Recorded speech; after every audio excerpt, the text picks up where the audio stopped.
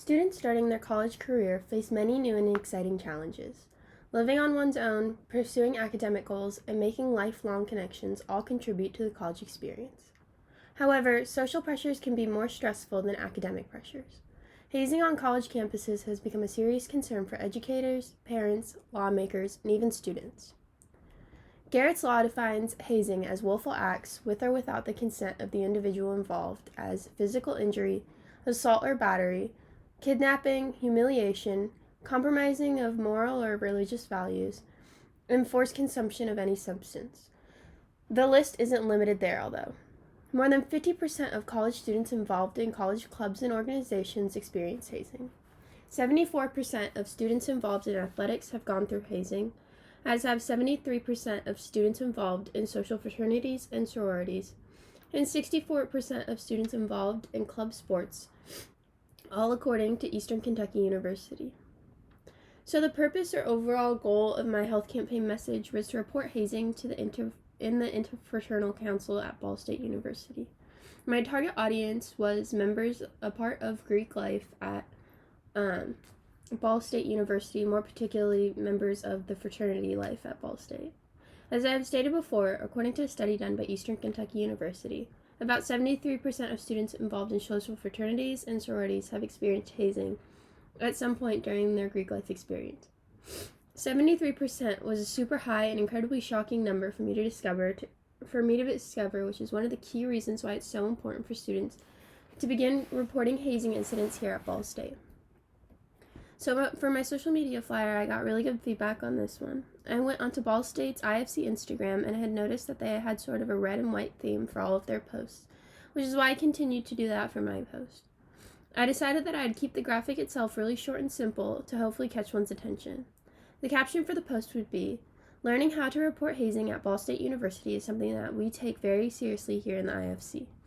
If you or anyone you know would like to report an act of hazing, you can either visit the Office of Greek Life in the Student Center, room 131, or call the Office of Greek Life, 765-285-4733, or call the Department of Public Safety, 765-285-1111. If you have any further questions or concerns, please feel free to DM us here on Instagram or email us at greeks@bsu.edu. On page 239 of Communicating About Health, 6th edition by Athena Dupre and Barbara Cook Overton, mass communication is discussed in terms of relaying information that can help people better understand their health and health-related behaviors. So for my social media post, I just simply wanted to swiftly and effectively relay the anti-hazing information to the public, since Instagram is one of the most popular forms of social media used by college-age students. I decided that just by allowing people to know how simple it is to report an incident of hazing was some really simple and basic information that the IFC should have on their social media. My next asset that I have is my flyer. So obviously I put break the tradition, report hazing to the IFC. Then I decided to put the resources on the bottom of the flyer just so someone could take a quick picture of the flyer if need be. I decided this flyer could be posted around campus, on Riverside Avenue, or men's restrooms on campus, or even dorms around campus. One of the changes that I made to my flyer was simply the background of it.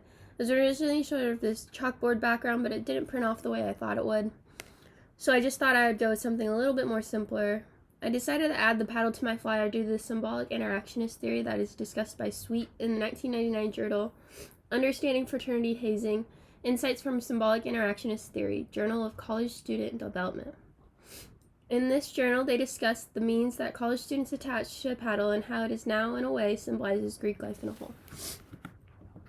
Finally, I have my script. For my script, I decided to use two lifelong friends that just started college together as roommates. One of them had just began rushing a fraternity, and he began telling his roommates some of the experiences he had been having lately. As he continues telling the stories, they both sort of realize there is some serious hazing taking place, and the roommate tells his friend that he should report the incident to the IFC at Ball State.